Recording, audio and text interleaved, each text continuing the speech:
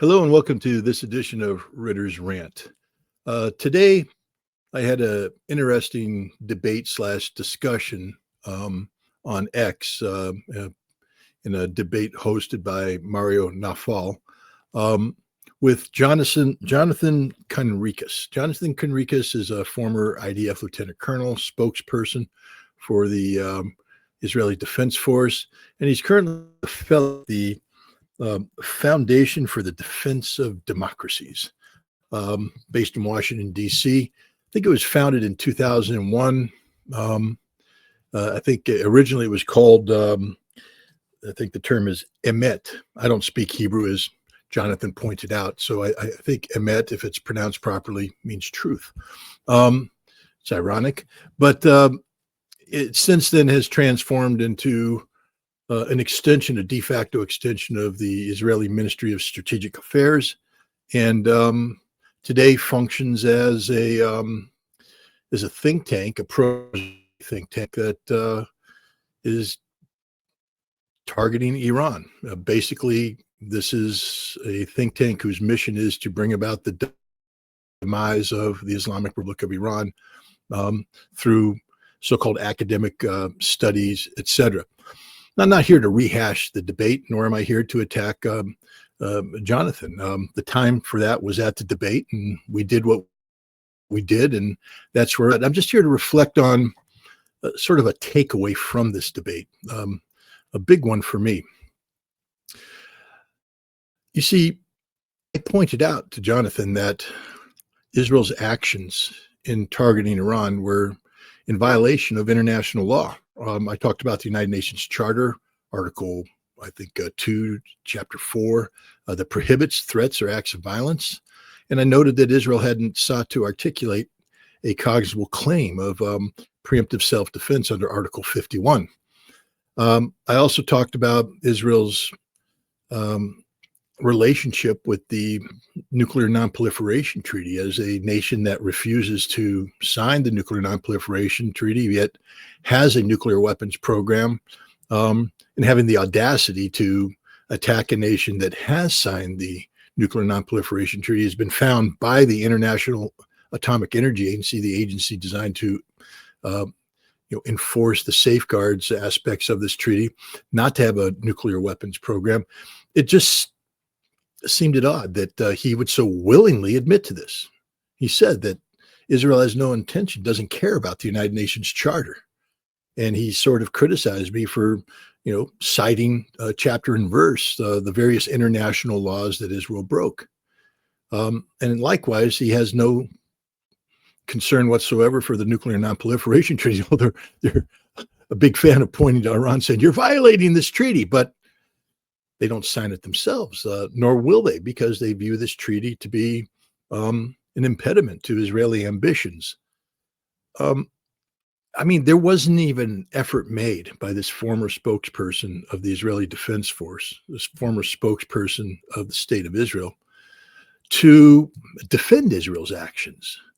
There's a half-hearted effort to articulate the threat posed by Iran, but then it was turned around. We being the State of Israel, don't respect the United Nations. We don't respect the Security Council, and we don't respect the Charter. This pretty much singled Israel out as a rogue nation, a nation that not only holds itself above the law, but operates in total contravention of the law. And this is an important thing for people today as we reflect on where we're going in the aftermath of this 12-day conflict between Israel and Iran. Those who believe that there's the possibility of a negotiated settlement, those who believe that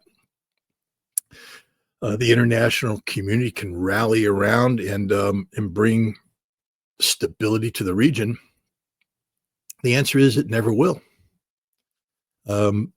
Jonathan all but admitted that the Israeli policy, although not articulated, is and will always be regime change, the elimination of the theocracy that currently governs Iran. He says that the very existence of this theocracy poses a threat to Israel, and that Israel will endeavor to eliminate this theocracy, the leadership, regardless of what international law says. So the reality of this, if this indeed is reflective of the position of the state of Israel, and there's no reason why it shouldn't be, given the fact that Jonathan spent many years as the spokesperson of this rogue nation, um, the prospects of peace in the Middle East are nil. There will never be peace in the Middle East so long as there's the state of Israel, and the state of Israel believes that it operates not above the law, but despite the law. That the law has no bearing on Israel.